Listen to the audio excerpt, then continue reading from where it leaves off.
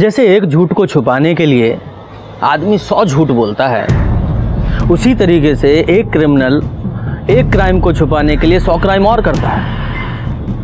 नमस्कार, मैं पीआई रंजीत ठाकुर। आज मैं आपको एक ऐसे ही केस के बारे में बताने जा रहा हूं जहां एक क्राइम को छुपाने के लिए जो किया गया वो किसी भी क्रिमिनल के छक्के छुड़ा दे। और यकीन मानिए, जब ये केस हमारे सामने आया तो हमारी भी रूह कांप गई। ये केस सितंबर 2017 का है, जब मेरी पोस्टिंग गुरुग्राम थाने में थी।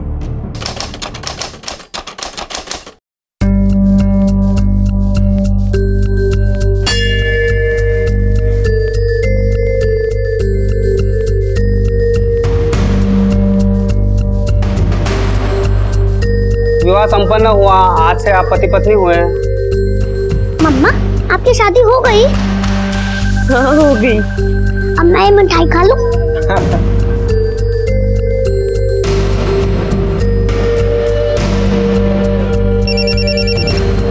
हेलो। हाँ मम्मी, बहुत लंबी उम्र है थारी। अभी थारे को याद कर रही थी और थारा फोन आ गया। अरे रश्मि, कहाँ है तू? और विवान कहाँ है? मम्मी, वो मैं और विवान मोहन के साथ है। मैंने और मोहन ने मंदिर में शादी कर ली है। क्या क्या बोल रही तू? रश्मि पागल हो गई है क्या? कहाँ है तू? बता मुझे, मैं अभी आती हूँ। मम्मी, अभी मोहन वेट कर रहे हैं, हम लोगों को निकलना है। मैं बाद में फोन करती हूँ, ठीक है? अभी रख रही हूँ फोन। चलो बाय। रश्मि,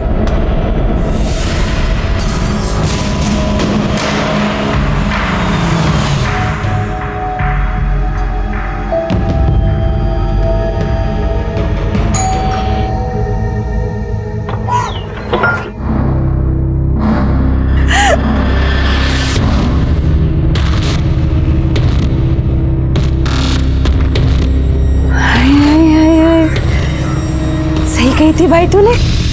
ये तो बड़ी चौकी है। हाँ?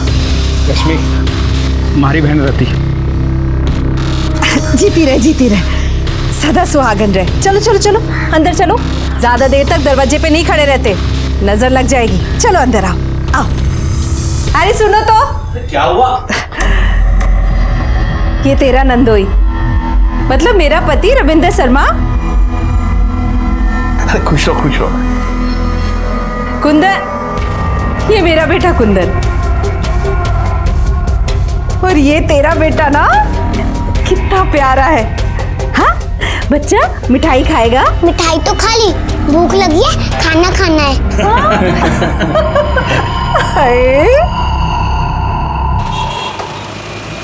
सुबह 6 बजे से लगी हूँ रसोई में। सारा खाना मैंने ही बनाया है। भाई ने ब्याह किया है, दावत तो होनी ही चाहिए। दीदी मैं परोस देती हूँ। अरे तू बैठ। आज ही ब्याह करके आई है, काम थोड़ी ना कराऊंगी तुझसे आज। कल से तो सब कुछ तुझे ही करना है। हाँ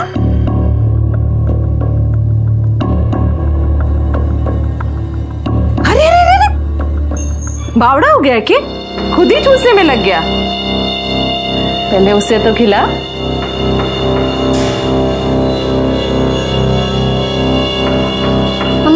अभी अंकल को खिलाओ ना।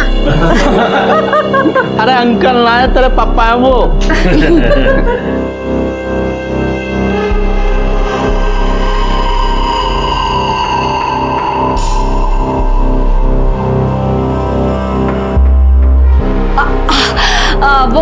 वो मिठाई तो मैं भीतर ही बुलाई, अभी लेके आती हूँ। हाँ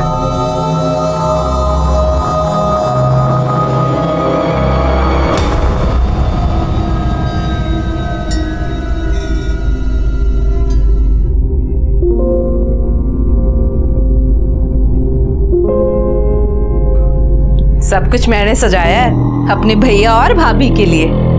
चोखो है ना? मम्मा, ये कितना सुंदर बेड है, मैं तो इसी पे सोऊंगा। अरे अरे अरे अरे, इधर आ। ये तेरी माँ का कमरा है। तुम तो बड़े हो गए हो, बड़े बच्चे मम्मी के कमरे में नहीं सोते हैं। मैं तुम्हारा बिस्तर बाहर लगा देती हूँ। चल। ये सब दीदी ने ही सजाया है, मुझे भी दीदी ने ही तैयार किया। अकेले ही सब कुछ कर लिया। चल।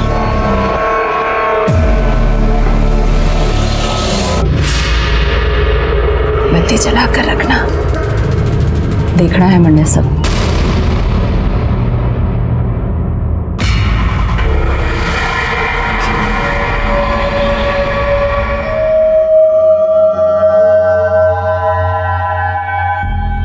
तो खुश है ना? बहुत। ये मेरी लाइफ का सबसे अच्छा दिन है। हमारा भी।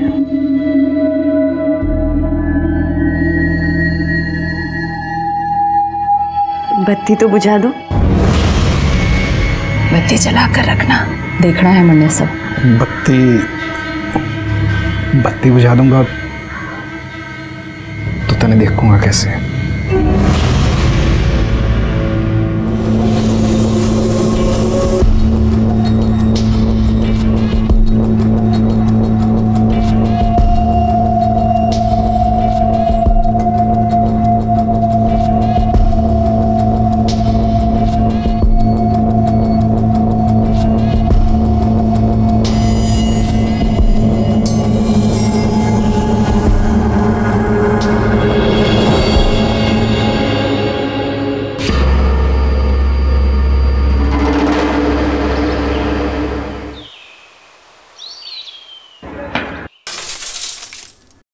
भावना आंटी का कांच फूट गया, भागो।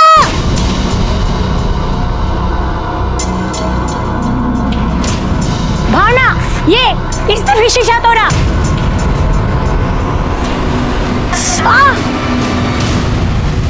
ये कौन है? इसे पहले तो नहीं देखा। अरे वो राना है ना, उसके घर में जो किराएदार है शर्मा, उसका ही बच्चा है ये। कौन? रति का? पर उसका बेटा तो काफी बड़ा है। रति नहीं, रति का भाई मोहन, उसका बच्चा है ये। अरे काय के भाई बहन, कई बार बाइक पे चिपक के बैठते हुए जाते देखा है मैंने उनको। देखा तो मैंने भी है। अब जिस तरीके से वो मोहन के साथ रहती है ना, भाई बहन कम कुछ और ज्यादा लगता है। खैर भाड़ में जाइए सब। मेरा जो नुकसान हुआ है ना, मुझे उसकी भरपाई चाहिए। और मेरे हाथ में जो काटा वो भी। चलो।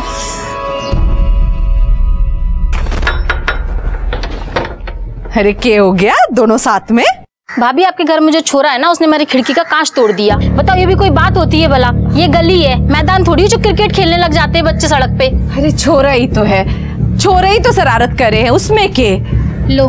मैं जी माफी मांगू थारे से, आप शीशा लगवा लियो, आकर खर्चा दे दूंगा मैं। जी ठीक है। मैं चलता हूँ, थोड़ा लेट हो रहा हूँ। जा भाई।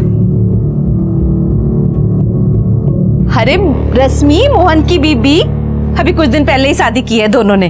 वो छोरा जिसने शीशा तोड़ा है वो इसी का है। अच्छा।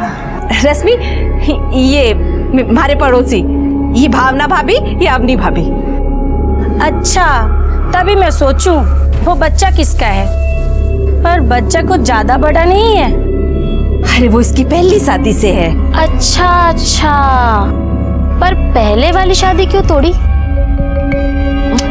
टूटी ना है, एक्सीडेंट हुआ है, तभी तो इतनी छोटी सी उम्र में इसको दूसरी शादी करनी पड़ी। पर घनी किस्मत वाली ठहरी, मोहन जैसा दूल्हा मिला। इसको और इसके बेटे को दोनों को खुशी से अपना लिया।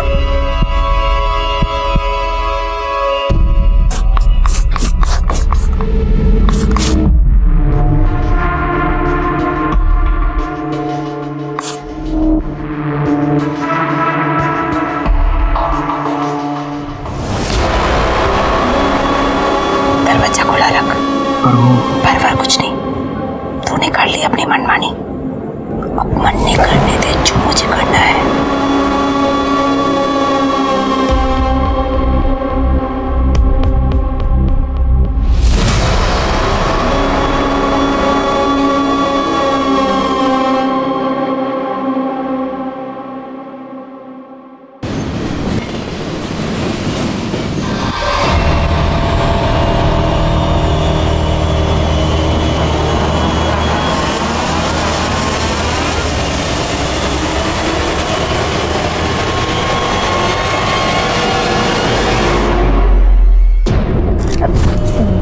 दीदी, आप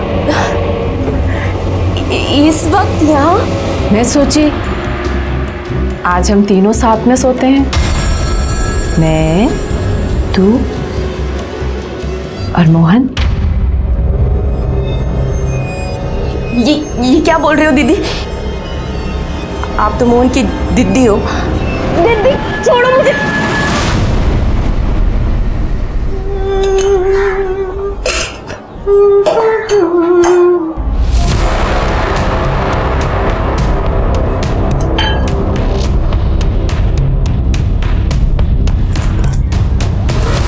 मजा आया रात को?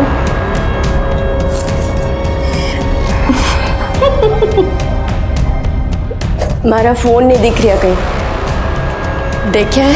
क्या करेगी फोन का? मैं हूं ना मजा कराने के लिए।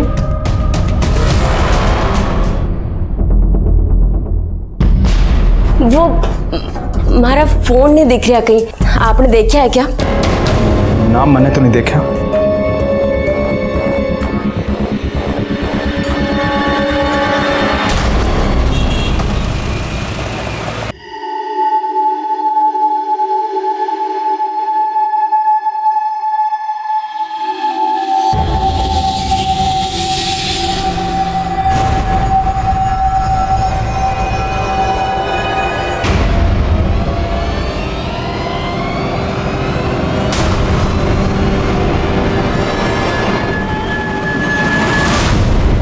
रत्ती दीदी से कुछ बोलते क्यों नहीं हो?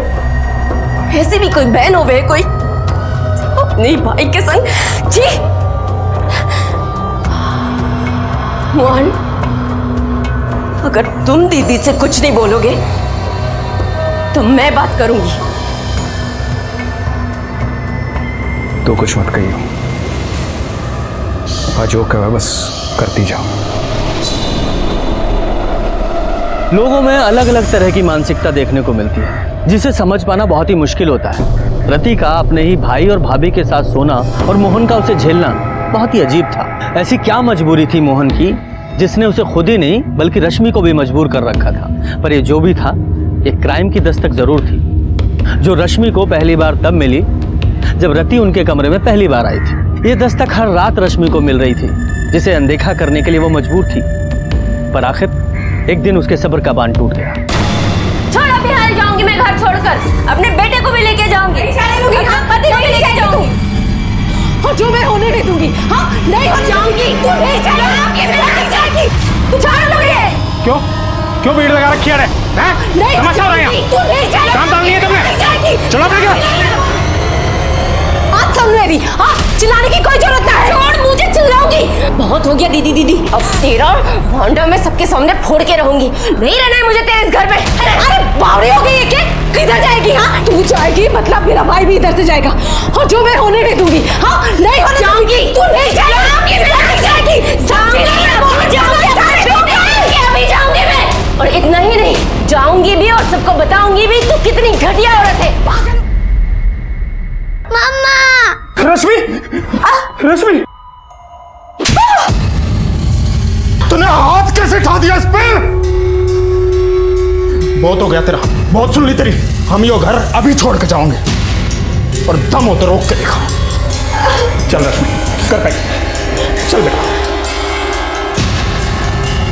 बैठ।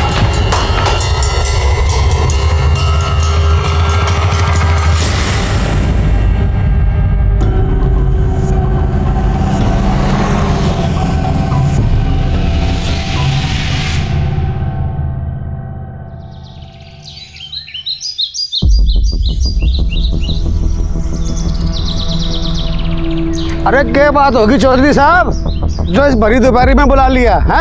ऐसी बदबू आ रही है जैसे कोई जानवर मर गया हो। किसी की भैंस मर गई होगी और आड़ा फेंक गया होगा। एक काम करो, तुम शॉट देखो और मैं शॉट देखूं।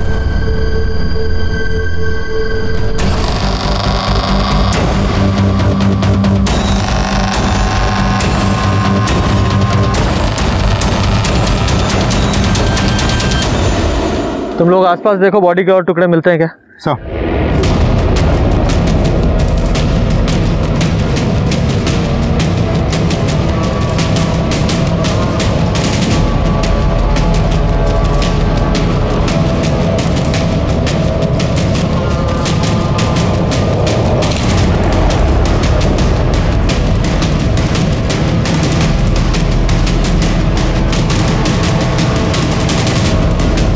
सात बोरियों में बॉडी के टोटल 13 टुकड़े मिले।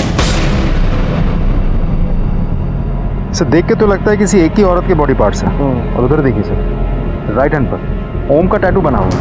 सर चेहरा तो बिल्कुल पूरी तरह से कुचल दिया गया है। लगता नहीं मुझे शिनाख्त होने के कोई चांसेस है। और आसपास जाके पूछताछ भी की है मैंने, किसी को कोई आइडिया नहीं है कौन आके बोरिया फेंक के गया। हाँ यार, मैंने भी इन लोगों से पूछा, किसी को कुछ नहीं पता। लगता है ये बोरियां आज नहीं फेंकी गई हैं, कई दिन पहले यहाँ फेंकी गई हैं। अच्छा तो बॉडी के पार्ट्स को पोस्टमार्टम के लिए भेजो और रिपोर्ट जल्दी से जल्दी मंगाओ।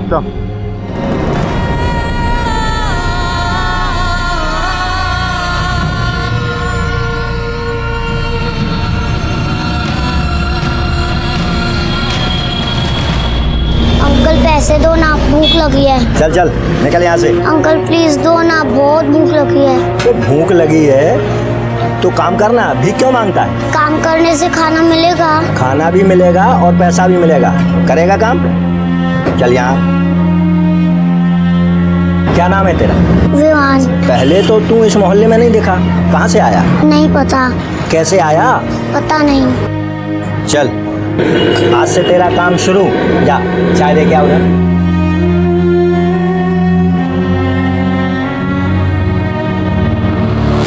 सर, बोरियों में जो डेड बॉडी टुकड़ों में हमें मिली थी, पोस्टमार्टम रिपोर्ट के मुताबिक 30-32 साल की एक प्रेग्नेंट औरत की थी, जिसकी हाइट 5 फीट 2 इंच, रंग गेहुआ और बाल काले थे। सब मौत करीब 6 दिन पहले हुई थी। इसका मतलब 24 सितंबर को शाम को 7 बजे से लेकर रात के 12 बजे के बीच मौत हुई थी। सब पोस्टमार्टम रिपोर्ट के मुताबिक उसके चेहरे में और सर में मल्टीपल इंजरीज हैं, जो किसी हथौड़े जैसे भारी चीज़ से कई बार वार करने की वजह से हुई थी। सर, सर का तो एकदम चूरा बना हुआ है। सब मारने के बाद डेड बॉडी को किसी आरी जैसी चीज़ से इतने छोटे छोटे टुकड़ों में काटा गया है, जिसमें उसका फेटस भी कटा और उसके भी टुकड़े टुकड़े हो गए।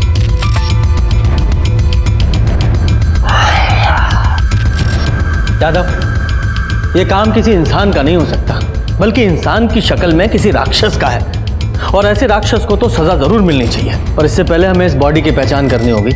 एक काम करो, जहाँ ये बॉडी मिली है वहाँ जितने भी रास्ते हैं, उन पर जितने भी सीसीटीवी लगे हैं, उन सब की 24 तारीख से लेकर कल तक की सीसीटीवी फुटेज निकालो। सर, मैंने हेड कांस्टेबल को स्पॉट में भेज दिया है, देखने के लिए कि वहाँ कोई सीसीटीवी कैमरा है या नहीं। अगर है तो हमें बहुत जल्द फुटेज मिल जाएगी। गुड। एक काम और करो, गुरुग्राम के जितने भी पुलिस स्टेशन हैं सबको अपडेट करो, और अपनी साइट पे इस औरत की एज, हाइट, कॉम्प्लेक्शन, इसके टैटू के बारे में, ये बॉडी कितने टुकड़ों में ली, सब कुछ अपडेट करो A to Z। NCR और आसपास के थानों में भी सबके इस बॉडी के बारे में बताओ। सर,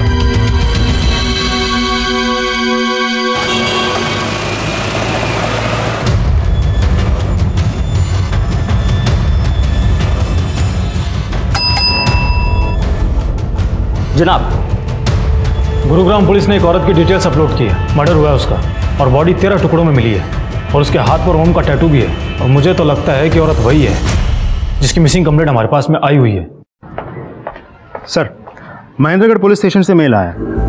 जिस औरत की डिटेल हमने भेजी थी, उससे मैच करती हुई एक औरत की मिसिंग कंप्लेंट भी उन लोगों के वहाँ सितंबर 1st वीक में दर्ज हुई थी। सितंबर 1st वीक? उस औरत का नाम है रश्मि भटनागर, और उसके हाथ में भी एक ओम का टैटू है। सर, ये मिसिंग कंप्लेंट उसकी माँ ने दर्ज करवाई थी। यादव, हो सकता है ये औरत वही हो, क्योंकि ये भी सितंबर के पहले हफ्ते में गायब हुई थी, और उसका मर्डर 24 सितंबर को हुआ, यानी कि गायब होने के 10-15 दिन तक तो ये जिंदा थी। तो सवाल ये है कि इन दिनों में इसने अपनी माँ से कांटेक्ट क्यों नहीं किया?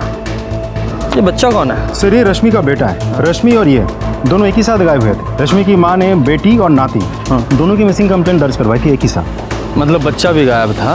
अब माँ तो मिल गई है, बच्चा कहाँ है?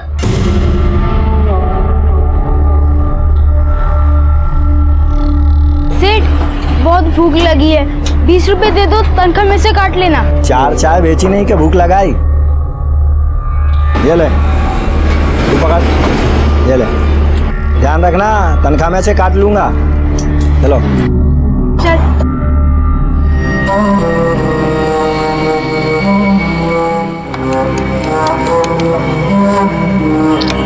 अबे विवान, तू हर दिन किसको फोन करता रहता है? नंबर तो कभी लगता ही नहीं है। मम्मी को, उनका फोन हर वक्त स्विच ऑफ रहता है। अभी तो किसी और को कर लेना, घर में और भी तो लोग होंगे। हैं, नानी, पर मुझे नानी का नंबर याद नहीं। सर, आपने जो डिटेल्स अपलोड की थी उससे मैच करते हुए हमारे पास में मिसिंग कंप्लेंट आई हुई थी, और हाथ पर ओम का टैटू भी था। हाँ, हाथ में ओम का टैटू गुदवाया था। कहाँ है मेरी रश्मि? सर, ये रश्मि की माँ है। इन्होंने रश्मि और विमान की मिसिंग कंप्लेंट लिखवाई थी। आपने मेरी बेटी को ढूंढा है? भगवान आपका बहुत भला करेगा। माँ जी पानी पीजिए। मैं ठीक हूँ, बस आप मेरी बेटी को बुला दीजिए बस। माँ जी हमें डाउट है कि रश्मि इस दुनिया में नहीं है, उसका मर्डर हो गया। नहीं,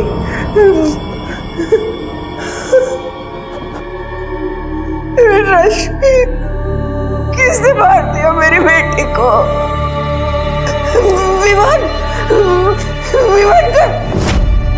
विवान कहाँ है, किस हाल में है, ये तो हमें नहीं पता, लेकिन आप जो कुछ भी रश्मि के बारे में जानती है सब बताइए, ताकि हम रश्मि के कातिल को पकड़ सकें और विवान को ढूंढ सकें।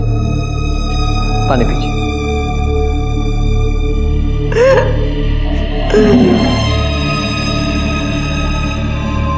माँ जी बताइए। उसका तो नसीब ही बड़ा था, इतनी सी थी तब बाप का साया उठ गया उसके सर से। ब्याह किया पर वहां भी नसीब से हार गई।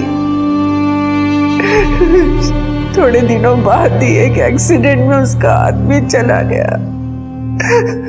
गोद में था उसके विवान। जब वो मायके वापस आई थी, पत्रो बेटा भगवान के सामने किसके चली, उसकी इतनी लिखी थी वो चला गया, लेकिन तेरे सामने तो पूरी जिंदगी पड़ी है ना, कम से कम अपनी नहीं तो विवान के बारे में तो सोच। थोड़े सालों के बाद मेरी एक सहेली की जान पहचान वाला था चेतन भटनागर, उसने आखिर रश्मि का हाथ मांगा।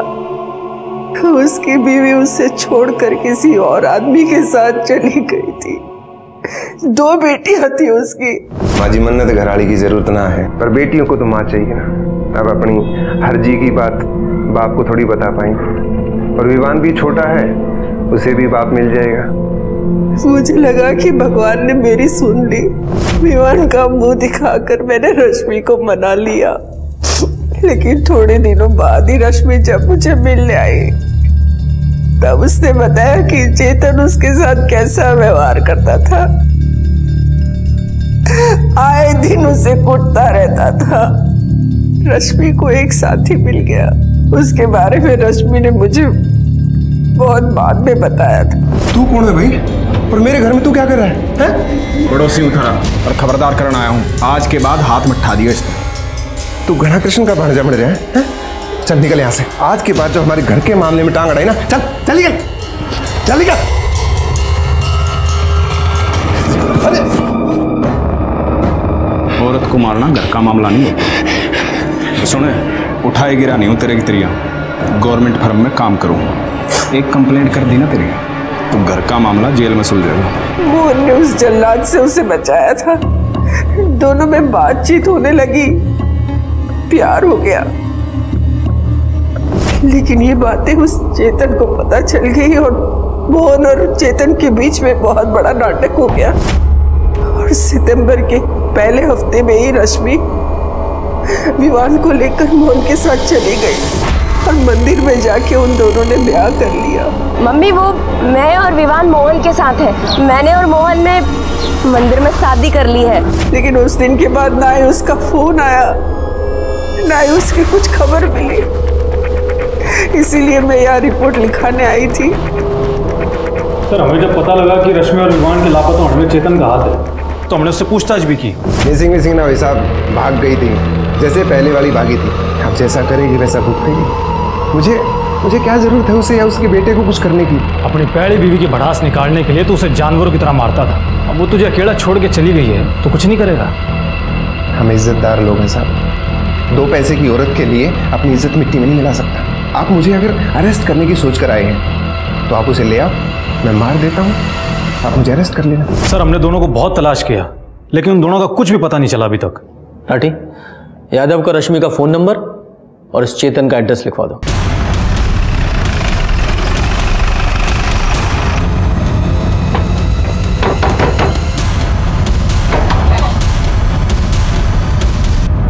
चेतन जी, आप कौन? गुरुग्राम पुलिस। तुम इतने यकीन से कैसे कह सकते हो कि रश्मि मोहन के साथ ही गई थी? गई नहीं थी साहब, भागी थी। पर इसमें यकीन की क्या बात है? जिस दिन सुबह वो विवान के साथ गायब हुई थी, उसी दिन मोहन ने अपना किराए का घर छोड़कर यहाँ से भागा था। उसके बाद वो वापस नहीं आया। और साहब, ये सब बातें आप मुझसे क्यों पूछ रहे हैं? मुझे उसकी माँ ने बताया है, तो आपको भी तो बताया होगा कि उसने भागकर मोहन के साथ शादी कर ली। ढूंढने उड़ने की कोई जरूरत नहीं साहब, कहीं अय्याशी कर रहे होंगे। हम रश्मि को नहीं, उसके कातिल को ढूंढ रहे हैं और रश्मि का मर्डर हो चुका है। सही है, जैसी करनी वैसी भरनी साहब। उस कमीने के लिए मुझे छोड़ा था ना, अब उसका मन भर गया हुआ तो उसे हटा दिया काम से। रश्मि ने यहाँ से जाने के बाद तुमसे कांटेक्ट किया था? नहीं साहब, अगर करती भी तो मैं उसकी एक नहीं सुनता, सीधा बाहर का रास्ता दिखा देता उसे मैं। और विवान का कुछ पता है, वो कहाँ है? नहीं, जिस दिन से वो यहाँ से गए हैं मैंने उनकी शक्ल तक नहीं देखी। देखो, कुछ और जानते हो तो वो भी बता दो, वरना बाद में मौका नहीं मिलेगा। कुछ पता है? क्या हुआ? चाय दे के क्यों नहीं आया? वो बहुत तेज बुखार है ऐसे। चुप कर, काम चोर कहीं के। उठ, निकल यहाँ से, ये बीमारी के बहाने यहाँ नहीं चलेंगे। चल भाग, और आज से दुकान में आने की जरूरत नहीं है। नहीं अंकल, मुझे मत निकालो, मैं ठीक हूँ। मैं अभी चाय दे के आता हूँ। चल दे क्या फिर? हाँ, क्या? अरे मेरे छोटे भाई, मेरे लिए लड़की ढूंढने से अच्छा है तू अपने लिए कोई अच्छी सी नौकरी ढूंढ ले। तेरे सेटल होने से पहले कैसे शादी कर लूं मैं? हाँ चल, मैं तेरे से बाद में बात करता हूँ। ये लो, हमारे छोटे भाई हमारे लिए बहू ढूंढ रहे हैं। सही तो बोल रहे हैं। अरे ना, तुम कुछ मत बोलो, तुम तो उसे ही सपोर्ट करोगे। कुछ मत बोलो, काम की बात बताओ। सर, रश्मि के मोबाइल लोकेशन के मुताबिक जिस दिन उसका मर्डर हुआ उस दिन उसका फोन महेंद्रगढ़ में चेतन के घर के पास स्विच ऑफ हुआ।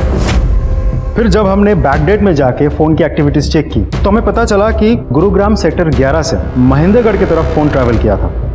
इसके मतलब रश्मि सेक्टर 11 गुरुग्राम से महेंद्रनगर गई और फिर फोन स्विच ऑफ हुआ। यादव, इसके दो कारण हो सकते हैं। पहला ये, या तो चेतन झूठ बोल रहा है, या फिर रश्मि मोहन के साथ सेक्टर 11 में ही कहीं रह रही थी। तुम एक काम करो, सेक्टर 11 जाओ, वहाँ विवान और रश्मि के बारे में पता करो, और मैं इस चेतन की खबर लेता हूँ। कांस्टेबल को बोलो जरा उसे उठाए।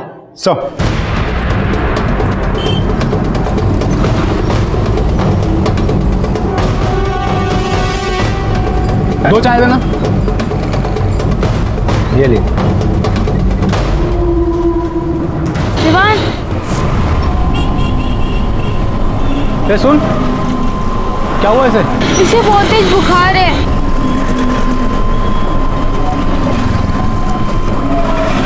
बच्चे का फोटो दिखाना जरा।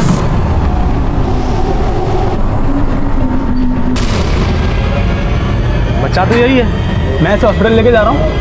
तुम साहब को खबर दो, बच्चा मिल गया। झूठ बोल रहा है तू।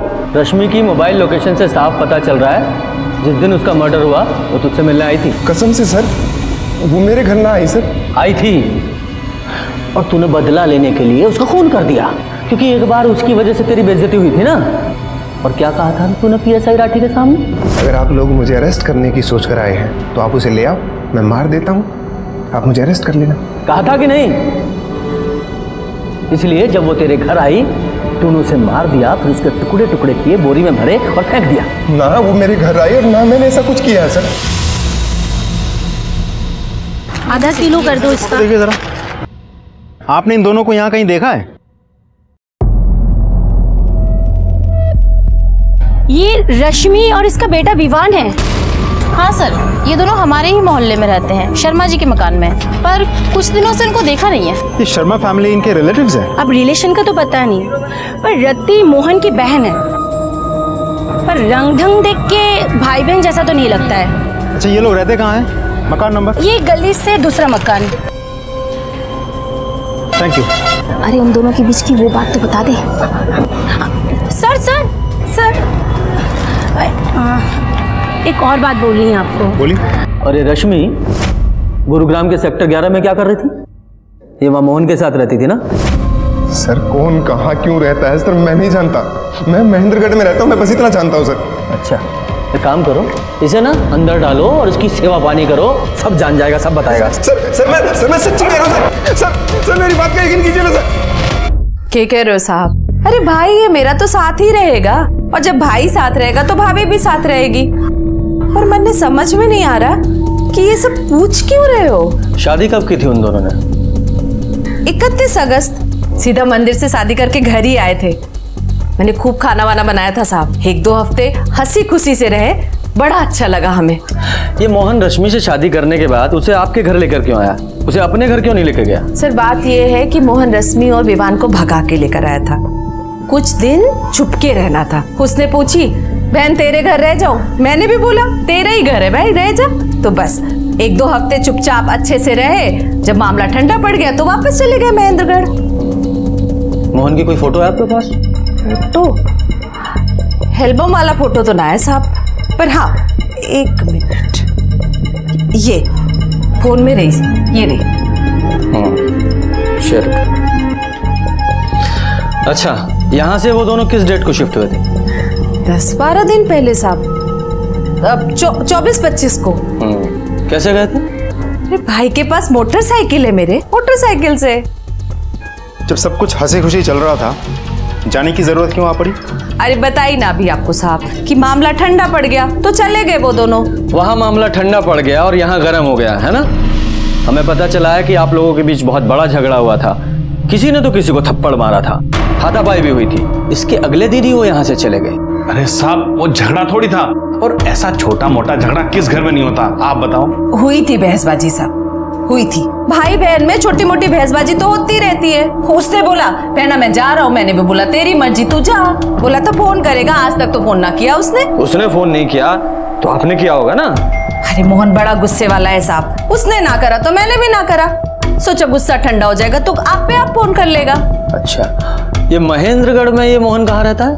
एड्रेस दीजिए उसका। साहब अपना घर तो है नहीं उसका, कहीं किराए विराए पे लिया होगा। अब छोटा मोटा घर तो लिया नहीं होगा साहब, बीवी बच्चे वाला है तो बड़ा ही घर लिया होगा। बीवी बच्चे उसके साथ में नहीं है, क्योंकि रश्मि का मर्डर हो चुका है। कह रहे हो साहब? हाँ, मोहन और विवान दोनों लापता हैं। अब मोहन ही बता सकता है कि क्या हुआ था उन लोगों के साथ।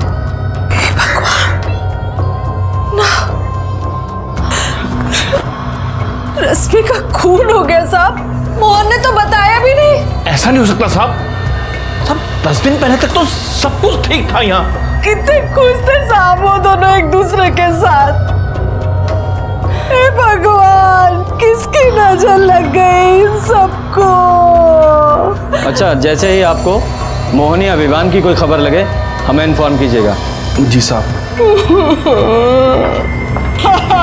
क्या हो गया? सर मुझे लगा रति मोहन के लिए जेन्युइनली दुखी है, लेकिन पड़ोसियों से पूछताछ करके पता चला कि दोनों के बीच भाई बहन का रिश्ता नहीं था सर, कुछ तो गड़बड़ है। हाँ, पड़ोसी क्या ठीक ही कह रहे हैं यादव, क्योंकि इतनी प्यारी बहन को इतने प्यारे भाई की कोई खबर ही नहीं है। इस शर्मा फैमिली की कुंडली निकालो, खासकर इस रति की। और हाँ, ये मोहन का फोटो भी सर्कुलेट करो और उसकी बाइक का भी पता लगाओ। सर। जनाब, आरटीओ से पता चला है कि मोटरसाइकिल मोहन के नाम पर रजिस्टर्ड थी और एड्रेस मोहन की बहन रति के घर का है, पर बाइक अभी तक बरामद नहीं हो पाई है। जनाब, मोहन का फोन भी चेतन के घर के आसपास ही स्विच ऑफ हुआ था। ये देखिए सर। यादव, अगर रश्मि का और मोहन का फोन ये चेतन के घर के पास स्विच ऑफ हुआ है और रति के बयान के मुताबिक ये तीनों महेंद्रगढ़ के लिए 24 तारीख को निकले थे, और इन सब कांड में अगर चेतन का हाथ है तो मोहन की बाइक महेंद्रगढ़ में ही कहीं आसपास मिलनी चाहिए। सर ऐसा भी तो हो सकता है कि दूर कहीं जाके उसने बाइक को ठिकाने लगा दी हो। हाँ, पर जहाँ भी ठिकाने लगाया वहाँ मिलनी तो चाहिए ना। यादव, एक काम करो, ये मोहन की बाइक का रजिस्ट्रेशन नंबर एनसीआर और आसपास के स्टेट में फैला दो, हो सकता है कोई क्लू मिले। जब ये केस शुरू हुआ तो बहुत टेंशन थी। इतने सारे टुकड़ों में मिली बिना चेहरे वाली बॉडी की आखिर पहचान कैसे होगी? और पहचान हुई, विवान भी मिला, जो बेचारा हॉस्पिटल में बीमार पड़ा था। एक एक करके केस की परतें खुल रही थी, पर कुछ पुख्ता सबूत हाथ नहीं लग रहे थे। मोहन गायब था और उसकी बाइक चेतन के घर के पास मिली, पर तभी विवान को होश आया, मानो हमारे केस को होश आ गया। मम्मी कहाँ है? के वजह से नहीं। हाँ बेटा, आप पहले थोड़ा सा स्ट्रांग हो जाओ, है ना, तब उनको बुलाते हैं। आपको ऐसे बीमार देखेंगी तो उनको अच्छा नहीं लगेगा ना? हाँ? अच्छा एक बात बताओ, जहाँ से आपको पुलिस अंकल लेकर आए थे, मतलब वो मार्केट, वो रोड, वहाँ आप कैसे पहुंचे?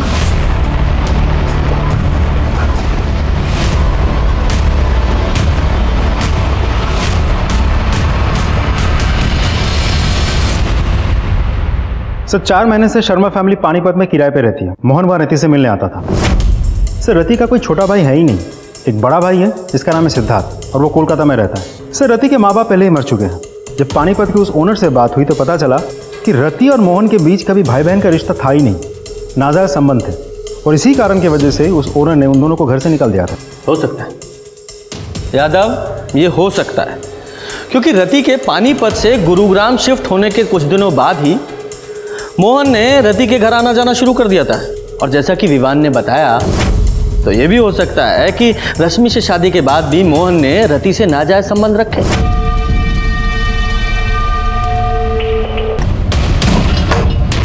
तूने हाथ कैसे उठा दिया इस पे?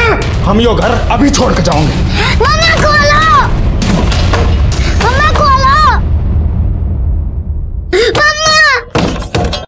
पर प्रॉब्लम यह है कि विवान के बयान से यह साबित नहीं होता कि रति ने, उसके हस्बैंड ने और उसके बेटे ने मिलकर ही रश्मि को मारा था। अगर इन्होंने रश्मि को मारा तो फिर वो मोहन कहाँ है? वो भी गायब है। कहीं मोहन का भी तो इन सब में हाथ नहीं है। और फिर रश्मि और मोहन दोनों के फोन लोकेशन वहां महेंद्रगढ़ में चेतन के घर के पास मिले, यहां तक कि मोहन की बाइक भी उसके घर के पास ही मिली है। और ये रश्मि की बॉडी वहां महेंद्रगढ़ में नहीं, यहाँ गुरुग्राम में मिली। तो क्या ये तीनों रश्मि को वापस यहाँ गुरुग्राम में लेकर आए, फिर से मारा? कुछ तो मिसिंग है, कहीं क्या हो सकता है? जनाब, मैंने शर्मा फैमिली का रश्मि के मर्डर वाले सप्ताह का कॉल रिकॉर्ड चेक किया, जिसमें पता चला कि रति का बेटा कुंदन मर्डर वाली रात मोंटी अरोरा नाम के एक लड़के से एक नहीं 3 बार बात किया है। और फोन की मूवमेंट चेक की तो शाम 8 बजे, रात 10 बजे और सुबह 6 बजे मोंटी के घर पे गया। बुलाओ सर। हाँ सर, कुंदन का फोन आया था, उसको आरी मशीन की ज़रूरत थी, वही लेने आया था। फिर रात दोबारा उसका कॉल आया, कह रहा था उसको वैन की ज़रूरत है, उसको फर्नीचर काट के दिल्ली भिजवाना था। फिर रात 10 बजे वो आया, गाड़ी लेके चला गया। अगले दिन सुबह 6 बजे गाड़ी आरी सब वापस करके चला गया। तो ये आरी और वैन मतलब तुम्हारी गाड़ी कहाँ है? तुम्हारे घर पे? हाँ जी सर, घर पे। तिवारी साथ लेके जाओ और ये आरी और गाड़ी दोनों सीज करो और फॉरेंसिक भेजो। सर मतलब शर्मा फैमिली ने रश्मि का मर्डर और टुकड़े अपने ही घर में किए हैं? शायद। यादव, अगर उसके टुकड़े भी घर में ही किए गए हैं तो कंफर्म है कि बाथरूम में किए होंगे, क्योंकि एक तो बाथरूम से आवाज़ बाहर नहीं जाएगी, ऊपर से ब्लड साफ करने में भी आसानी होगी। यादव, एक काम करो, इस शर्मा फैमिली के घर को ना अच्छे से और स्पेशली बाथरूम को अल्ट्रावायलेट ट्रीटमेंट दो। हो सकता है वह रश्मि के ब्लड स्पॉट्स में है।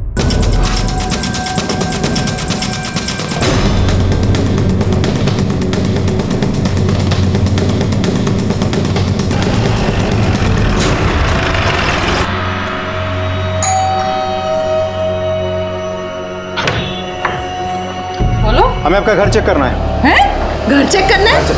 मतलब अरे ये तो जबरदस्ती है साहब। एक तो हमारे भाई को ढूंढ नहीं पा रहे, ऊपर से ये सब करके ऐसा दिखा रहे जैसे रश्मि को हमने मारा है। मैडम शांति रखिए, हमें अपना काम करने दीजिए। अरे इंस्पेक्टर साहब, घर के सारे मेंबर्स उस तरफ जाइए। अरे ये चलिए। जबरदस्ती है ना साहब। अरे ऐसे कैसे घर चेक कर रहा है?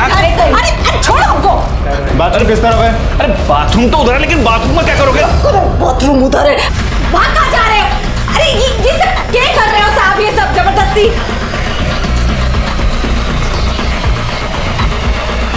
सर ये देखिए, सैंपल कलेक्ट कर रहा हूं। मुझे जल्द से जल्द फॉरेंसिक रिपोर्ट चाहिए। गाड़ी में बिठाओ तीनों को। अरे गाड़ी में चलिए।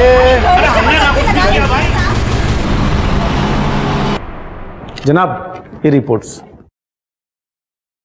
यादव सर, ये जो रति के घर में ब्लड मिला है, ये तो रश्मि के डीएनए से मैच होता है। इसका मतलब ये हुआ कि रश्मि के टुकड़े बाथरूम में ले जाके किए गए। और ये है कार के ब्लड रिपोर्ट। ये जो मोंटी की वैन में 2 ब्लड ग्रुप मिले हैं, इसमें से एक रश्मि के ब्लड ग्रुप से मैच होता है। इसका मतलब ये हुआ कि रश्मि की लाश ठिकाने लगाने के लिए मोंटी की वैन का इस्तेमाल हुआ है। और ये दूसरा ब्लड किसका है? अब तुम्हारा भाई बहन का नाटक हो गया खत्म। दीवान ने सब बता दिया।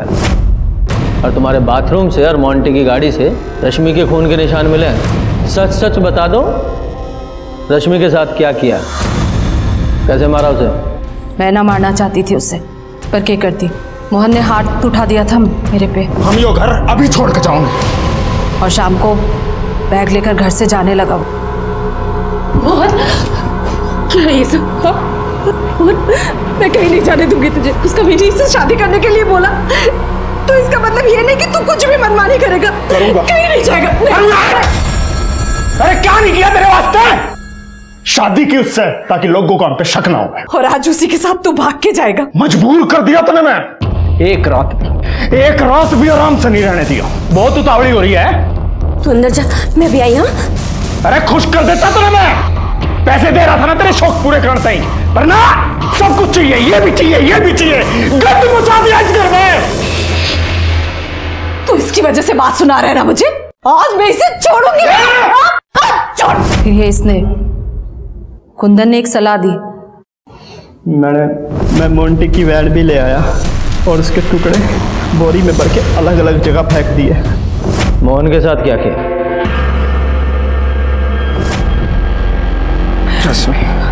मोहन तू ठीक है ना? ठीक तो है ना तू? रश्मि एकदम ठीक है, एकदम ठीक। ले पानी पी ले।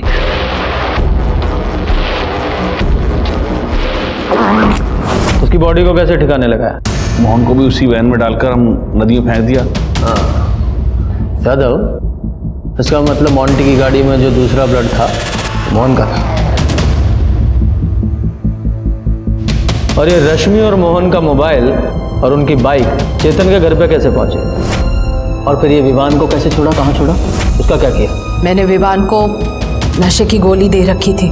फिर मैंने रश्मि के और एक कुंदन ने मोहन के कपड़े पहनकर विवान को बेहोशी की हालत में मोटरसाइकिल पे बिठा के महेंद्रगढ़ की सड़क पे छोड़ दिया और फिर मोटरसाइकिल को चेतन के घर के पास खड़ी की और रश्मि और मोहन का फ़ोन वहीं बंद करके नाले में फेंक दिया। मैंने रश्मि और चेतन के बारे में मोहन से पता लगा। प्यार दुनिया की सबसे सुंदर चीज़ है, चाहे वो किसी के बीच में भी हो, माँ बाप, भाई बहन, पति पत्नी, चाहे फिर दोस्ती क्यों ना हो। लेकिन रति और मोहन ने इस रिश्ते का भी दुरुपयोग किया। जिस दिन से इन दोनों का नाजायज रिश्ता शुरू हुआ, क्राइम ने तभी से दस्तक देनी शुरू कर दी थी और ये दस्तक बार बार मिल रही थी। रति, मोहन और रश्मि तीनों को ये दस्तक मिली, लेकिन जब तक एहसास होता तब तक बहुत देर हो चुकी थी और इस लापरवाही का भुगतान मोहन और रश्मि को अपनी जान देकर चुकाना पड़ा। बेचारा विवान इसमें बेकार में पिस गया। इसलिए जब भी कोई अनैतिक सी इच्छा मन में जन्म ले, आपको सतर्क हो जाना चाहिए और उस दस्तक को सुनते हुए उससे दूरी बना लेनी चाहिए। हमारे आज के एपिसोड की दूसरी कहानी।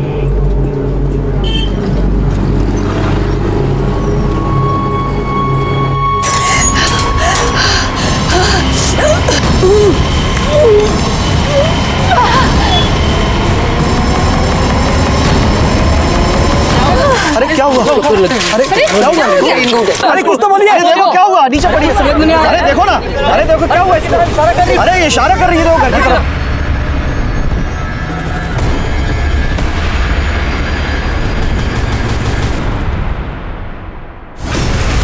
गीता में भगवान श्री कृष्ण ने कहा है, मृत्यु जीवन का अटल सत्य है। और एक सत्य ये भी है कि जान लेना और जान देना दोनों ही अपराध हैं। किसी को हक नहीं है अपनी या किसी और की जान ले, लेकिन फिर भी पता नहीं लोग कैसे अपना विवेक खो बैठते हैं। जिस किसी के साथ भी अपराध होता है, क्या उस अपराध से होने से पहले उनको दस्तक नहीं मिलती? मिलती है। अपराध होने से पहले दस्तक जरूर देता है, जिसे लोग अनसुनी कर देते हैं। ये केस तब का है जब मैं उत्तर प्रदेश के गाजियाबाद में पोस्टेड था। एक पूरे परिवार को जहर दिया गया था। साहब मैंने ही आपको फोन किया था। क्या हुआ है? ये देखिए श्रीवास्तव जी का घर है। हाँ। लगता है किसी ने उनके पूरे परिवार को जहर दे दिया है। 3 लोग तो मर चुके हैं साहब, पर 3 लोगों की सांसें चल रही थी। कौन से हॉस्पिटल में भेजा है? साहब MGN अस्पताल। और साहब जो 3 लोग मर चुके हैं उनकी लाश अंदर ही पड़ी है। मिश्रा सर, हॉस्पिटल में फोन लगाओ। सबसे पहले हम उनसे बात करेंगे, कोई और नहीं। और उनसे कहो कि तीनों को अलग अलग रखे, आपस में बात ना करने दें। Okay sir. ठीक से चेक करो, देखो कोई जिंदा है क्या? सर नहीं सर, सब मर चुके हैं। क्या हो रहा है? हाँ? यहाँ कोई कीर्तन चल रहा है जो आप लोग मंजीरा बजाने आ गए हो? बाहर निकालो सबको। चलिए बाहर निकालिए। 1 2 3।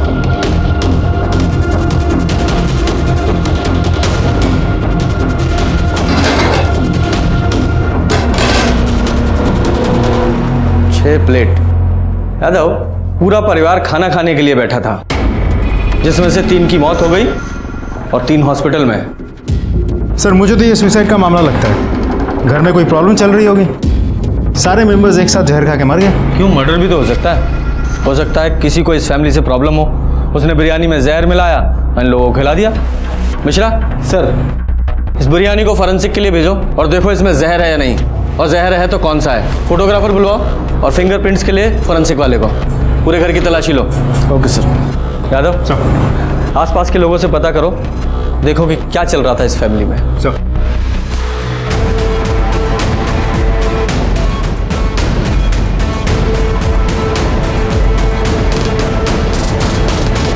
मिश्रा, फॉरेंसिक टीम का क्या हुआ? बस पहुंच ही रहे हैं सर।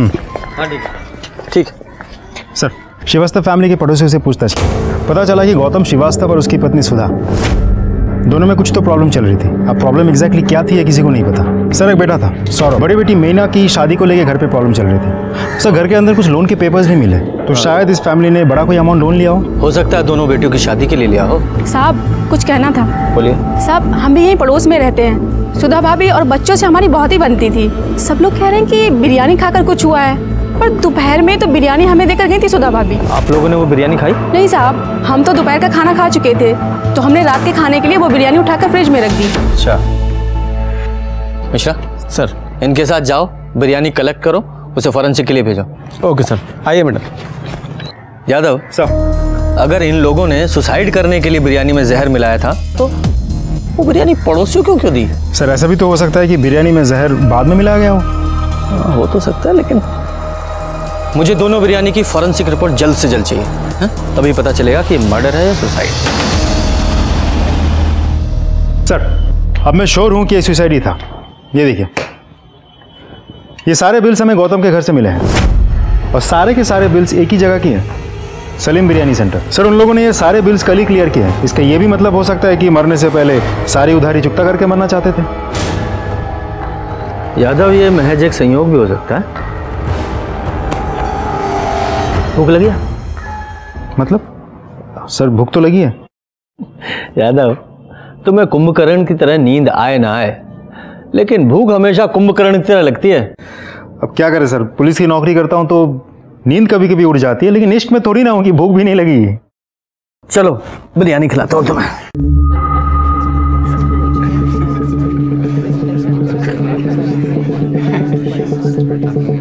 यादव सर, बिरयानी अच्छी थी ना? मजा आ गया। कितना हुआ छोटू? इनका 100 रुपये साहब। 100 रुपये साहब। ये लो, आपकी बिरयानी ना एकदम A1 है। कब माँ के हाथ की बिरयानी की याद आ गई।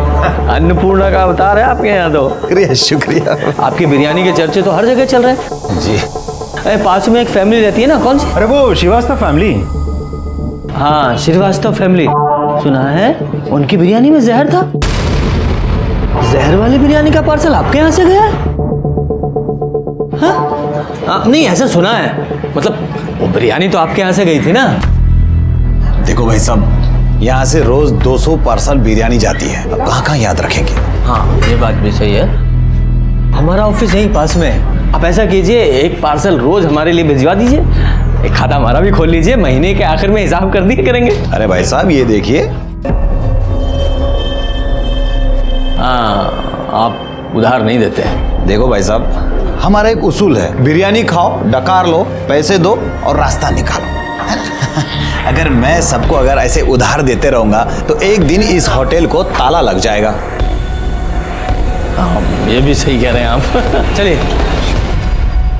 अरे छोटू, 2 नंबर के टेबल का बिल बोल। सर, ये बिरयानी वाला हमसे झूठ क्यों बोल रहा था? श्रीवास्तव फैमिली को तो खूब उधार देता है। अरे हो सकता है उस फैमिली से इसकी कोई पुरानी जान पहचान हो, और ये भी हो सकता है कि वो हमसे कुछ छुपा रहा हो। ये फॉरेंसिक रिपोर्ट कब आएगी? सर, कल सुबह तक रिपोर्ट आ जाएगी। आप excuse me sir. Hello. Okay sir, hospital में सुधा और उसकी बेटियों को होश आ गया है।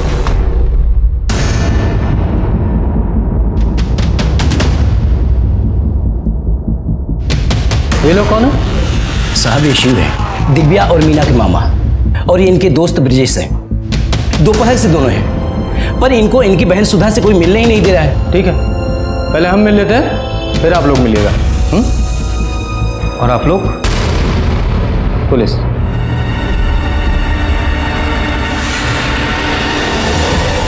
अरे कोई कुछ बताता क्यों नहीं है? बोला ना आपको, सब ठीक है, आप टेंशन मत लीजिए। अरे डॉक्टर साहब, मेरे घर वाले कैसे? सर, आई थिंक सिविल कपड़े पहनने की वजह से हमें यहाँ पे पहचान नहीं पा रहा है। अब हम पुलिस डिपार्टमेंट से। पुलिस डिपार्टमेंट से? क्यों, कुछ हुआ है क्या? हाँ, मेरे पति, हाँ, मेरे घर वाले, मेरे बच्चे सब ठीक तो है ना? शांत हो जाइए, सब ठीक है।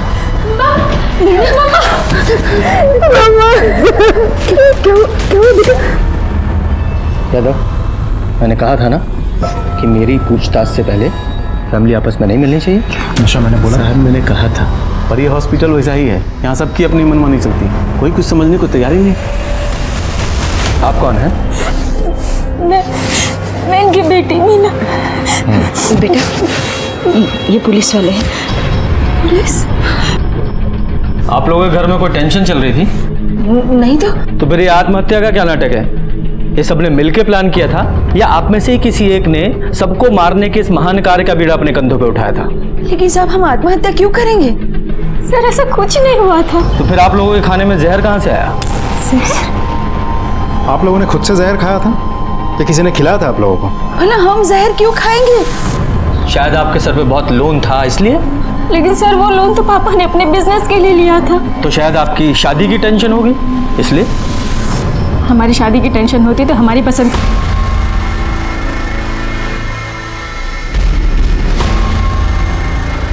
देखिए, हम सच कह रहे हैं, हमने आत्महत्या करने की कोई कोशिश नहीं की है। देखिए, डॉक्टर्स का भी कहना है कि आपके खाने में जहर मिला हुआ था। ऐसा हो ही नहीं सकता।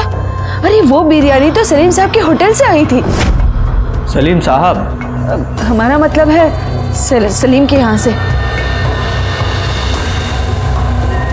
ठीक है।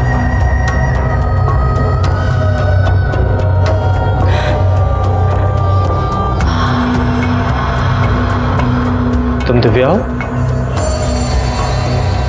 माँ से मिलना है? जाओ मिल लो।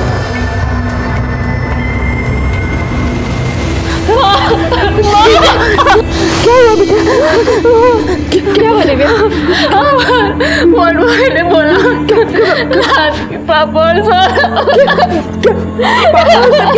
वो ठीक तो है ना बेटा? क्या पागल हो गई? क्या बोल रही है तू? हमको देख के आए।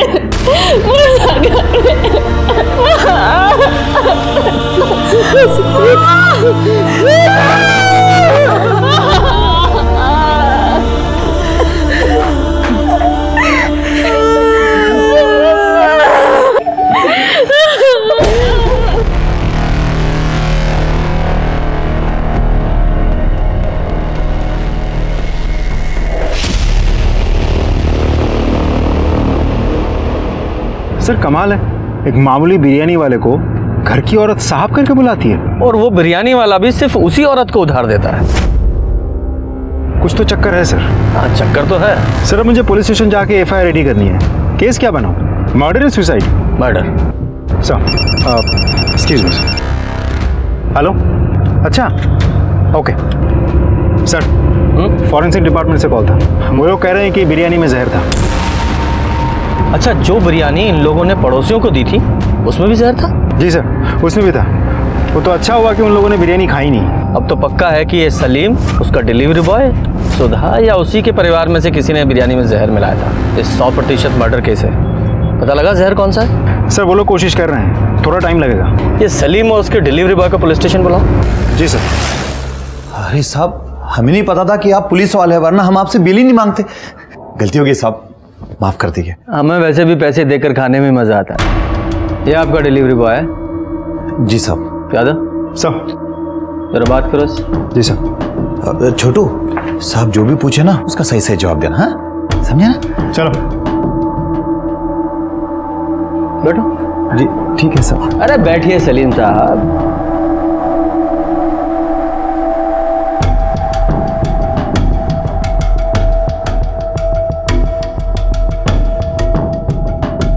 ये लीजिए पानी पीजिए। शुक्रिया साहब। भेजा समझते हैं आप सलीम साहब? जी बिल्कुल बिल्कुल। देखिए हमारे भेजे में 73% पानी होता है, 73%। और जब शरीर में पानी की कमी हो जाती है तो ये भेजा उल्टी सीधी हरकतें करने लगता है ना? इसलिए पहले पानी पीजिए।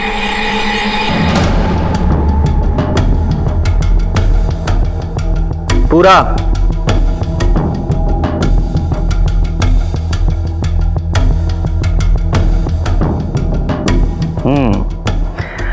अब देखना कितने अच्छे से काम करेगा आपका भेजा। तो बताइए, जब आपकी दुकान में उधार नहीं दिया जाता तो सुधा श्रीवास्तव को कैसे उधार दिया जाता था? नहीं साहब, और किसी को उधार नहीं देते थे, वो बस भाभी जी के घर ही उधार खाता चलता था। ये भाभी जी कौन? सुधा भाभी। सिर्फ उन्हें ही क्यों? अरे साहब, किसी जरूरतमंद की मदद करना आजकल गुनाह हो गया है साहब। बहुत पुराने ताल्लुकात है उनसे। शोहर के कभी कभार पैसे आने में थोड़ी सी देर हो जाती थी, इसलिए हम उधार दे दिया करते थे। सब इसमें क्या बात होगी साहब? तो तुम बताओ क्या बात हो गई? तुम्हारी कोई दुश्मनी थी? बिरयानी में जहर कैसे मिला दिया? मुझे नहीं पता साहब, मैं तो हमेशा की तरह पार्सल दरवाजे पे रख के घंटी बजा के वहाँ से चला आया। कितने बजे गए थे तुम? 1:40 के करीब साहब। इतने पक्के से याद है? वो डांट पड़ी थी ना साहब, तो याद तो रह गई। इधर यहाँ पास जाने के लिए तुझे 15 मिनट लगते हैं, बाकी का पार्सल तेरा अब्बा जाके देगा। नहीं साहब, मैं दूंगा ना। हाँ तो उठा और निकल। तुम्हें देरी क्यों हो गई थी? खाने में जहर मिला रहे थे क्या? अरे नहीं साहब, वो बस आते आते बस एक सुट्टा मार लिया था साहब। अच्छा एक बात बताओ, ये तुम्हारा मालिक सलीम ये हमेशा ऐसे ही गुस्से में रहता है? नहीं साहब, जब पहले भाभी जी वो सुधा भाभी आती थी ऑर्डर देने, तब सलीम भाई को इतना गुस्सा नहीं आता था। सलीम जी। सुधा जी आप कैसे हैं आप? बहुत अच्छे, आप कैसी हैं? अरे छोटू, अरे कब से टेबल घिस रहा है? हाँ, ये तुम्हारी किस्मत नहीं जो चमक जाएगी। जाओ जाओ अंदर जाके काम करो, जाओ। अच्छा सुनिए, आज रात के खाने के लिए आप बिरयानी भिजवा दीजिएगा, और उसके लिए ना पैसे दे रहे हैं, और बाकी के पैसे ना हम बाद में भिजवा देंगे। क्या कर रहे हैं आप? पैसे आप कभी भी दे सकते हैं। पर पिछले 2 महीने से भाभी जी का आना जाना बंद हो गया था। तो आना जाना बंद कैसे हो गया? तो शायद सुधा के पति गौतम को सुधा और सलीम के अफेयर के बारे में पता चल गया हो, और उसके बाद जब दोनों का मिलना जुलना बंद हो गया था तो शायद सलीम ने गुस्से में आके बिरयानी में जहर मिला दिया हो, या फिर ऐसा भी हो सकता है कि सारा कांड सुधा ने किया हो, क्योंकि डॉक्टर के मुताबिक सुधा के शरीर में जहर कम था, क्योंकि सुधा ने बिरयानी बहुत कम खाई थी।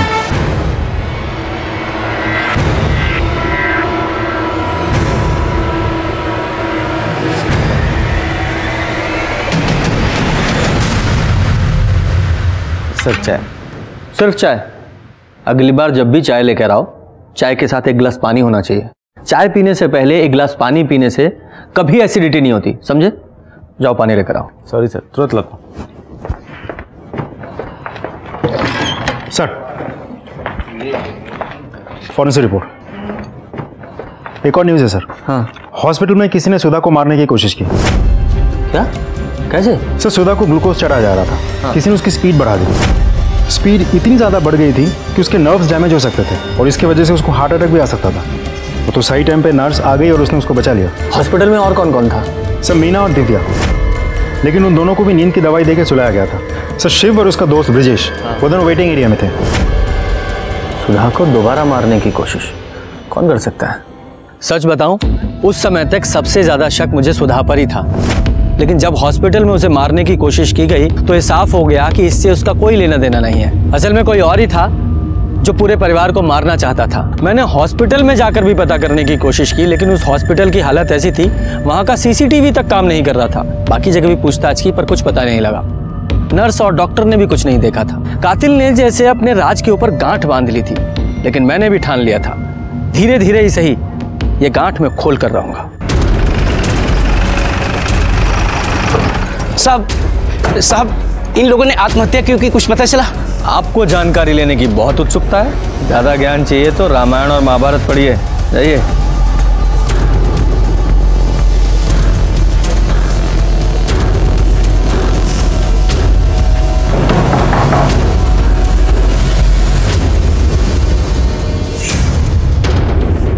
माफ कीजिए, मुझे पता है ये सही समय नहीं है,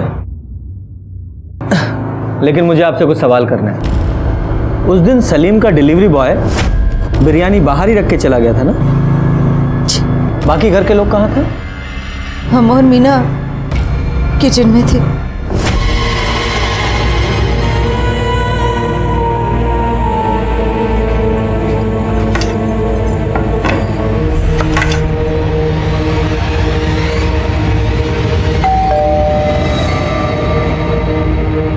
नीला अंदर कौन लेकर आया था? हम लाए थे। दिव्या, वो बिरयानी अंदर ले आ तो। क्या माँ, सौरभ को कोई काम बोलो ना, सारे काम हम ही करें, हम नौकर हैं क्या? अरे जाना यार, औरतों के काम मर्द नहीं करते, लेके आ चल। बड़ा आया मर्द। अच्छा एक बात बताइए, बिरयानी मंगवाई किसने थी? जी हमने मंगवाई थी, हमें जॉब में इंक्रीमेंट मिला था। आप नौकरी करती है? जी हमने एमएससी की है, 1 साल से हम पैथोलॉजी लैब में काम कर रहे हैं। आप भी नौकरी करती हैं? नहीं साहब, ये तो अभी पढ़ाई करती है और अभी इसकी परीक्षा भी होने वाली है। बेटा जाओ अंदर जाके पढ़ाई करो।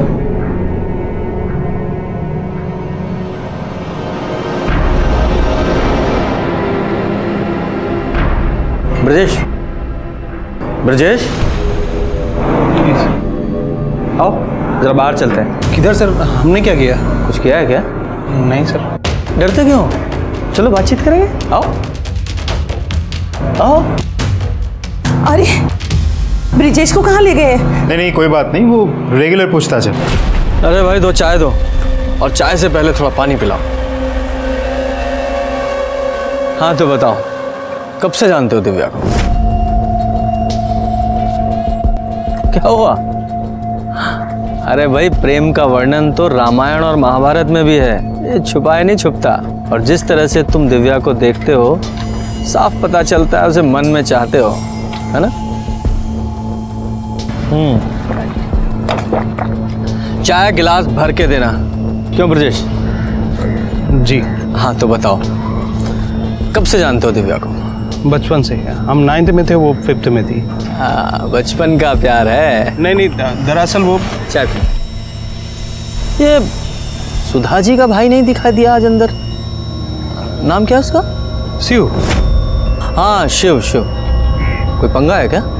क्या पता, पहले तो अक्सर आता था। हाँ।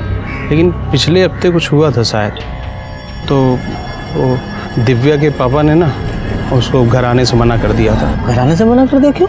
मतलब बहन ने भाई को घर आने से रोक दिया, ऐसा क्यों? इतना ज़्यादा तो हमें पता नहीं, लेकिन हमने जब देखा था तो। अरे जीजा जी आप सुनिए तो सर। क्या सुनूंगा? तो निकल यहाँ से।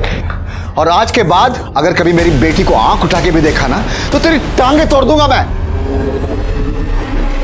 हाँ सर, फाइनल पोस्टमार्टम रिपोर्ट और फॉरेंसिक रिपोर्ट आ गई है। हाँ तुम चाय पियो।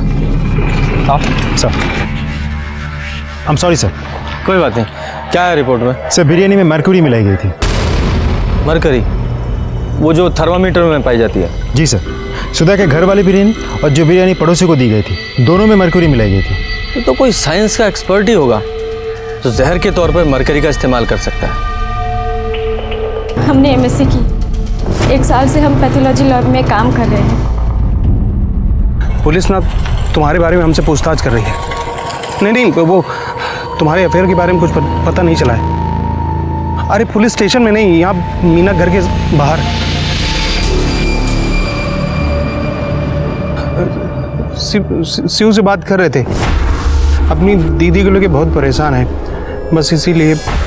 आजकल अच्छे दोस्त ढूंढने से भी नहीं मिलते। गुड, चलो।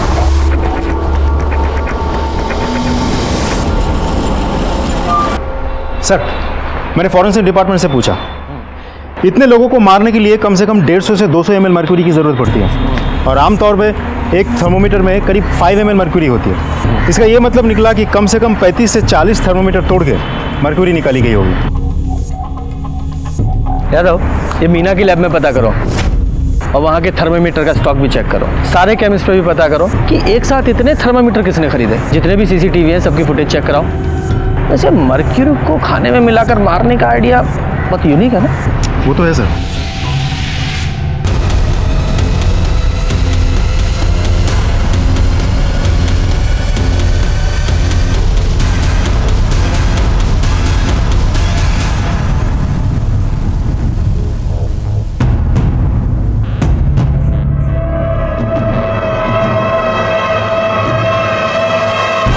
देखो हम बिजी हैं, घर आके बात करेंगे।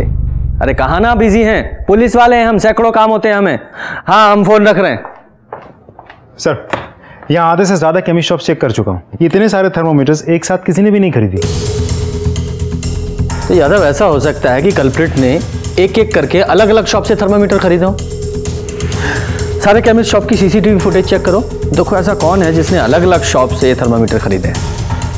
ये मीना की पैथोलॉजी लैब का क्या हुआ? सर वहाँ भी चेक किया, उनके डेटाबेस में 12 थर्मामीटर्स थे। 12 के 12 थर्मामीटर्स वैसे की वैसे ही हैं वहाँ। अच्छा, यहाँ भी। यादव इस फैमिली से भी दोबारा बात करनी पड़ेगी, क्योंकि ये जो ब्रजेश के कहे अनुसार तो ये गौतम ने शिव को अपने घर से धक्के मारकर बाहर निकाल दिया था और अपनी बेटी से मिलने से भी मना किया था।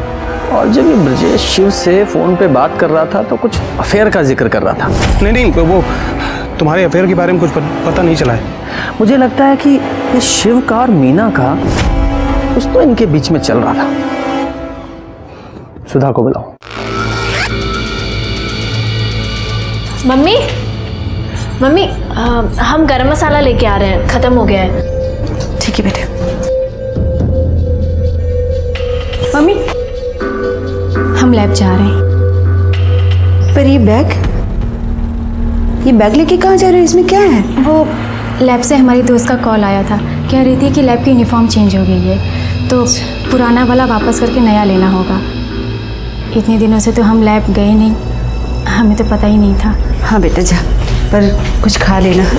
बिल्कुल माँ। हम भी चलते हैं साथ। हाँ चल।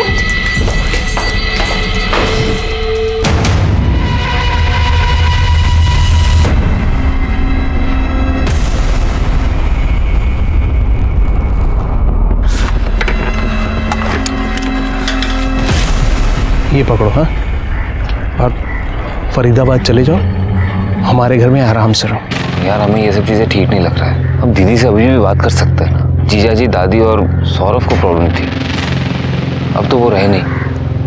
अब क्या दिक्कत है? मतलब ये सब तुमने? अरे नहीं, मैंने नहीं किया। ये सब में मेरा कोई हाथ नहीं है। अगर करते ना तब भी हम तुम्हारी मदद करते। अब एक काम करो, जल्दी करो, वो आने वाली होगी, तुम लोग को जल्दी यहाँ से निकलना है। तो सुनो, एक काम करो, अपना फ़ोन बंद रखना है, और हाँ उससे बोल देना कि वो अपना फ़ोन बंद रखे, ठीक है? थैंक्स यार। आ गए। अब जाओ आराम से, शादी वादी करो। है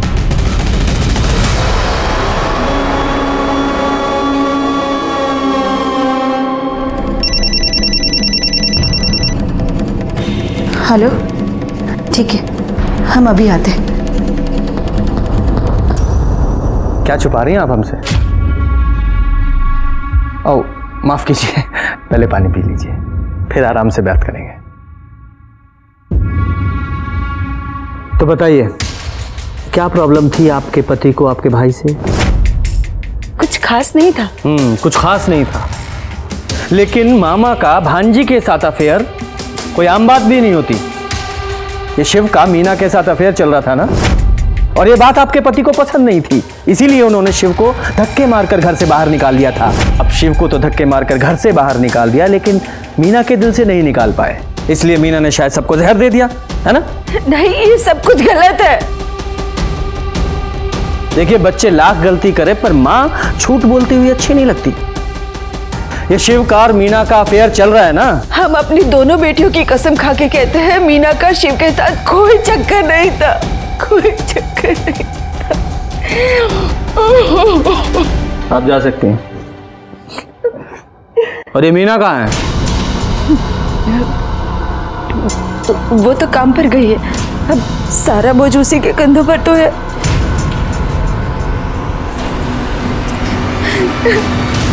सर मुझे नहीं लगता ये औरत झूठ बोल रही थी, पर पूरी तरह सच भी नहीं बोल रही थी, कुछ ना कुछ छुपा जरूर रही है।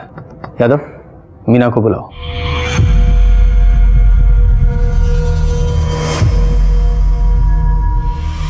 हेलो सर, मीना का फोन स्विच ऑफ है। कई बार मैंने नंबर ट्राई किया, लेकिन उसका फोन लगातार स्विच ऑफ आ रहा था। फिर इंटरनेट से उसके पैथोलॉजी लैब का नंबर लगा के जब मैंने बात की तो पता चला कि वो वहां से ये बोल के निकल गई कि उसकी तबीयत खराब थी। यादव, ये कहीं मीना शिव के साथ भागने का प्लान तो नहीं कर रही है, या भाग ही गई हो? पता करो ये शिव कहाँ है।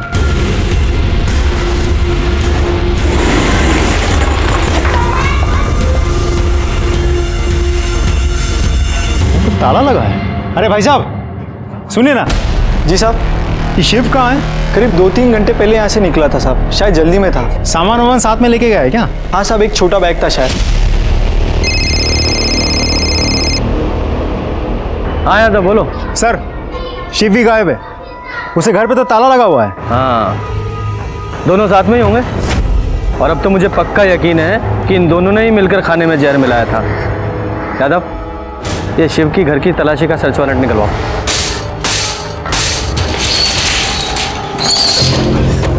ऊपर देखो। मिश्रा, रूम चेक करो।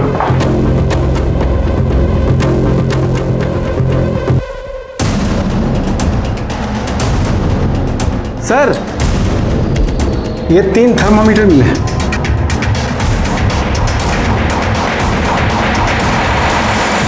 मिश्रा सर, पड़ोसियों का साइन लो कि सबके सामने हमने शिव का घर चेक किया है। Okay sir.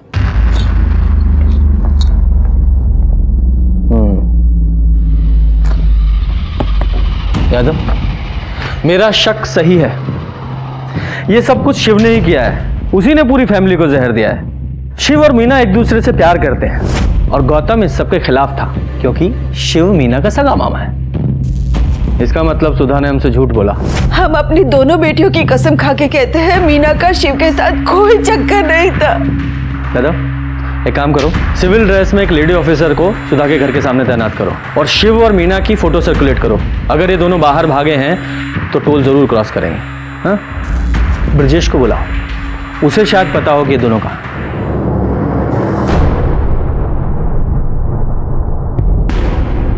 सर मेल मुझे मिल गया है। हाँ। उसके कॉपी में आपको। सर आपने बुलाया हमको? हाँ जी ब्रजेश जी, बुलाया। देखिए, दोस्तों की तो आप बहुत मदद करते हैं, अब हमें भी दोस्त समझकर कुछ मदद हमारी भी कीजिए। हम कैसे मदद कर सकते हैं सर?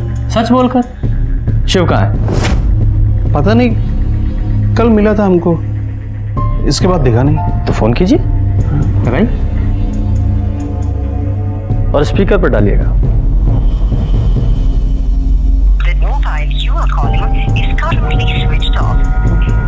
बंद आ रहा है। जानता हूँ, क्योंकि वो मीना के साथ है। मीना और शिव का अफेयर कब से चल रहा है? अफेयर नहीं, शिव का मीना के साथ कोई अफेयर नहीं चल रहा है। तो किसके साथ चल रहा है?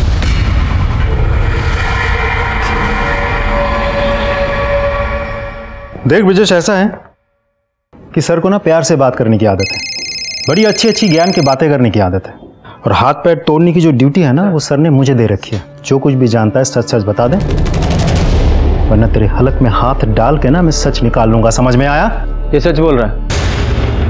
मीना घर वापस आ गई है। शिव और मीना का शायद कोई अफेयर भी नहीं है। तो फिर किसके साथ है? ब्रजेश, ये शिव का दिव्या के साथ अफेयर है? जी।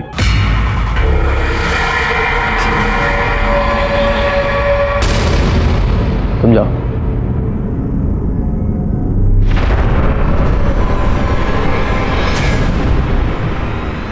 यादव सर, इस सुधा और मीना को बुलाओ। जी सर।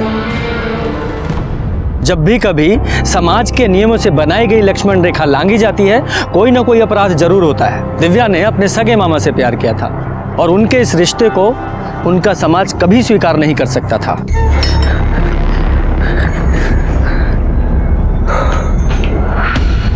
शिव, तुम ठीक हो शिव? पता हम कितने परेशान हो गए थे, हमें लगा पुलिस ने कहीं तुम्हें देख तो नहीं लिया।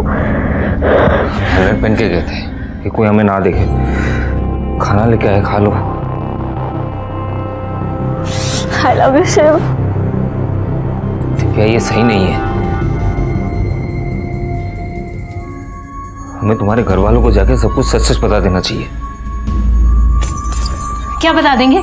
हाँ, कि तुमने हमारे प्यार के लिए हमारी दादी, पापा और भाई को जहर दे दिया। पुत्र को अपना। देखो शिव, देखो, हम जानते हैं हमारा साथ ज्यादा दिन के लिए नहीं है। एक ना एक दिन पुलिस हमें पकड़ लेगी। पर शिव, हम जितने दिन साथ हैं, हम सिर्फ तुम्हें प्यार करना चाहते हैं, बहुत प्यार। पागल हो गई हो? हाँ, हम पागल हो गए। पर अगर प्यार में पागल नहीं हुए तो खाक प्यार किया।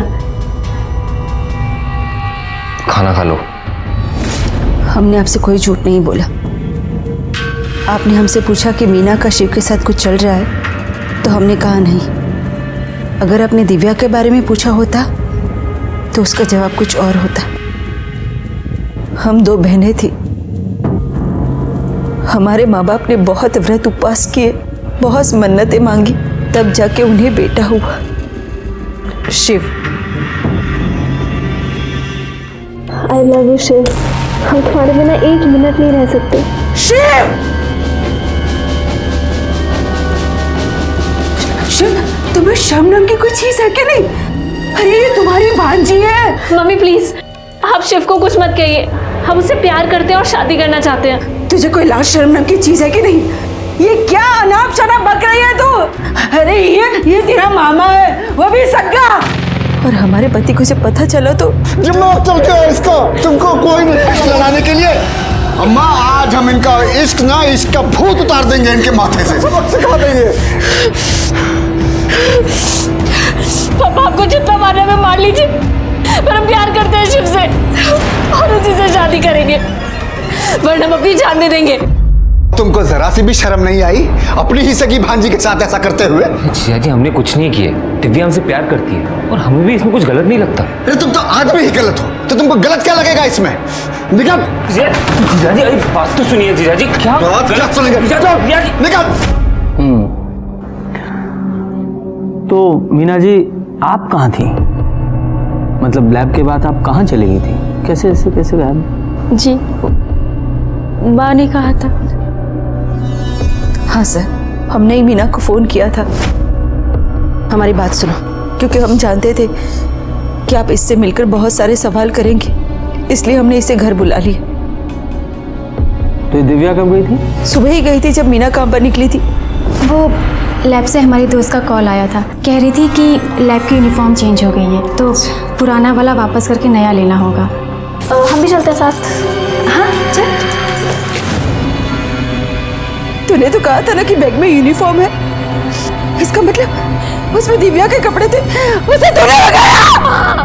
हमने भगाया दिव्या को, क्योंकि हम जानते हैं प्यार क्या होता है और प्यार छूट जाने पे कैसा लगता है, ये भी हम जानते हैं। हम अल्ताफ से कितना प्यार करते थे, लेकिन आप लोगों ने क्या किया?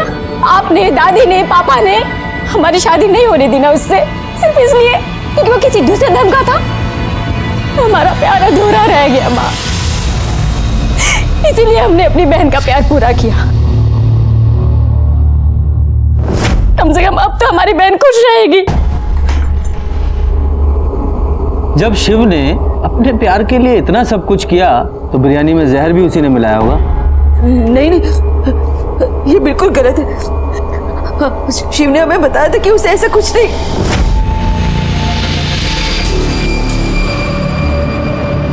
शिव, दीदी हम जानते कि पुलिस हमारे बारे में पूछताछ कर रही है, लेकिन हम आपके सर की कसम खा के कहते हमने कुछ नहीं किया था। हम जानते हैं, पर भगवान के लिए तुम हम सबसे दूर रहो। तुम्हारे और दिव्या के बारे में अगर लोगों को पता चल गया ना, तो बहुत बदनामी होगी। अगर शिव ने नहीं किया तो दिव्या ने किया होगा। दिव्या ने बिरयानी में जहर मिलाया, दोनों की मिली भगत थी, दोनों ने पूरी फैमिली का मर्डर प्लान किया था।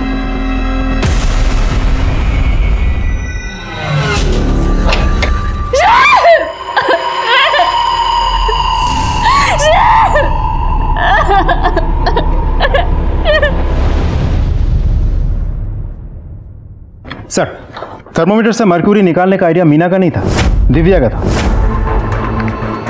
उसी ने खाने में मर्क्यूरी मिलाई। मैं आपको फुटेज दिखाता हूँ, ये देखिए सर, ये दूसरी,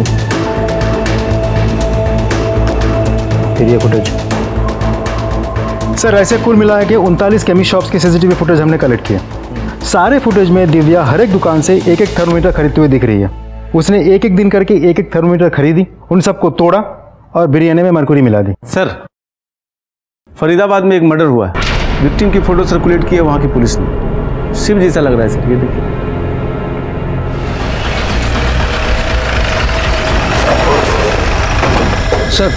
सर आप लोगों ने जिस लड़के का फोटो सर्कुलेट किया था वो यही है, इसीलिए मैंने तुरंत आपको इन्फॉर्म किया। इसे यहाँ नहीं मारा गया है, बल्कि मारने के बाद यहाँ लाके डंप कर दिया है। किसने मारा होगा इसे? शायद दिव्या।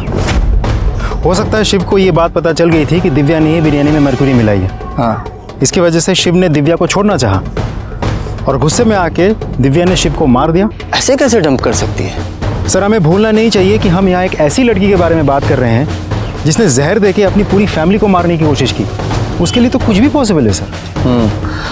दिव्या और ये दोनों भागकर यहाँ आए थे, तो हो सकता है सुधा जी का कोई घर यहाँ हो या कोई रिश्तेदार हो। जी नहीं, फरीदाबाद में ना ही हमारा कोई घर है और ना ही कोई रिश्तेदार। अब लेकिन ब्रिजेश वो फरीदाबाद का है। ब्रिजेश? जी, वो वहीं का रहने वाला है। उसके पापा की मौत के बाद वो यहाँ उसके चाचा के पास रहने आ गया था, लेकिन वहाँ पे अभी भी उसका घर होगा शायद।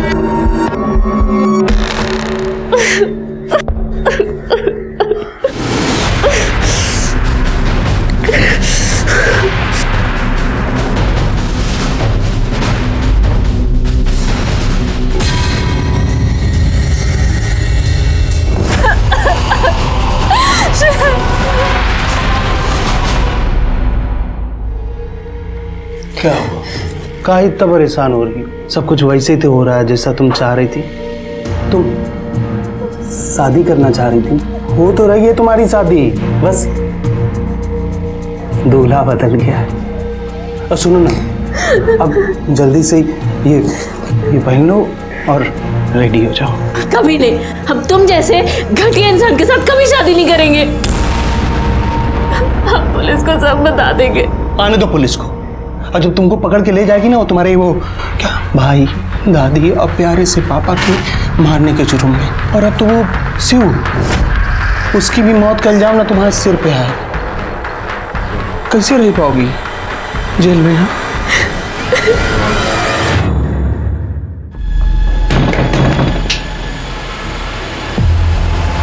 ब्रिजेश कहाँ है? बाहर गया है कहीं। उसकी बाइक तो यही है। झूठ मत बोलिए, सच सच बोलिए, ब्रिजेश है कहाँ? झूठ नहीं बोल रही हूँ मैं, अपने चाचा की कार लेके फरीदाबाद गया है, घर है हमारा वहाँ। अच्छा, एड्रेस दीजिए।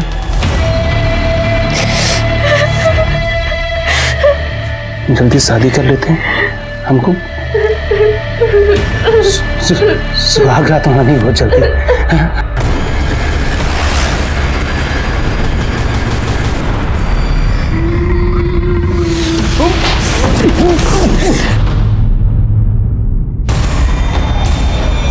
हाँ, गाड़ी का नंबर नोट करो, UP 14K 3490 सिल्वर डिजायर। अगर मुझे अपनी जान नहीं बना सकती हूँ ना तो मत बनाओ, लेकिन एक रात के लिए मेरी। हम सिर्फ शिव से प्यार करते हैं और हमेशा करते रहेंगे। हमने तुम्हारे कहने पे अपने परिवार को जहर दिया, शिव के साथ रहने के लिए, तुम्हारे साथ नहीं। हमने कभी तुम्हें इस नजर से नहीं देखा और अब तक तुमसे नफरत करते हैं, नफरत।